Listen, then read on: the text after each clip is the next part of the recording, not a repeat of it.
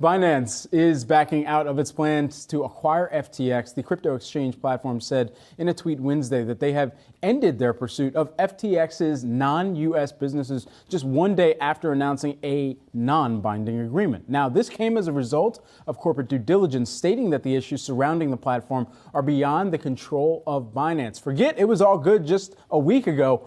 Just one day ago, this was far different in terms of the deal, the mega deal, what it would have meant for crypto more broadly. And I think now that we've watched this reversal, it really signals this question of, well, what's really going on under the hood at FTX? And we've started to see even the internal messages that have leaked see what's taking place. There are employees that might not be getting paid right now due to some type of payroll issue. You've got Sam Bankman-Fried that's going to be looking for more funding as well. There are a host of issues that they really have to get their hands around right now. Right, and I do want to highlight some original reporting by the Yahoo Finance team here. First, our very own Jared Blickry in the Morning Brief newsletter calling this a defining moment for the crypto industry, comparing to some of the things that he saw, and then of course even and I saw back covering Lehman Brothers. Now, obviously, this is not systemic risk because not every household owns crypto like they owned a home or a bank account. Different situation, but it is systemic inside the crypto industry. So that's a good point there by Jared here. I encourage everyone to go check out that morning brief.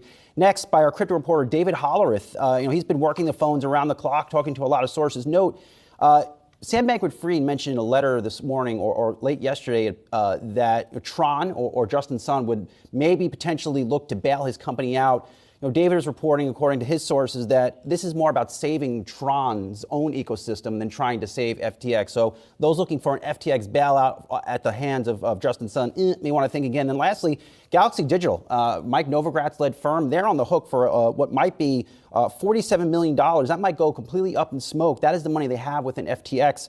About 15% of the money they hold in their various crypto exchanges. So this is very much a spreading and developing situation. A few things, and I think you rightly pointed out the great reporting that our team is doing, but at the same time, the impacts that this has to some of the next generation of investors. We've talked time and time again about the number of millennials and Gen Z investors that have owned crypto, added that to their portfolio at one point or another. When you see a sell-off like this, it not only impacts, of course, the major companies that hold crypto on their balance sheet to the tunes of millions, if not billions of dollars in some cases, companies like a Block or a PayPal or a MicroStrategy or even a Tesla.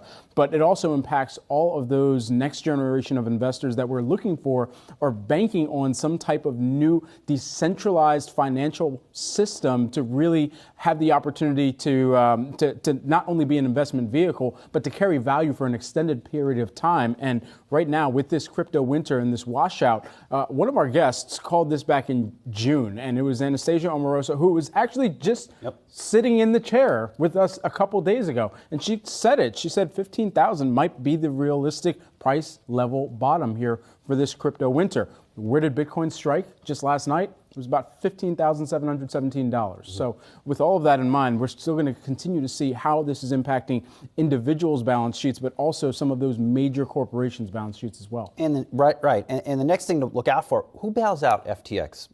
Is it another financial institution? Is that how they ultimately gain their access to crypto? Because by the way Bankman-Fried is talking, they need $8 billion plus. It's unclear if that might even be enough. So who takes in here and takes that risk? This is the net worth chart as well. You were talking about this in our morning meeting. His net worth has fallen off a cliff with this decline. And just lastly on this, it does signal a question of how some of the regulators may be thinking about this as well. Gary Gensler out in interviews this morning saying that the crypto world toxic combination, or calling it a toxic combination of business activities, and the runway is running out for crypto exchanges to register as well.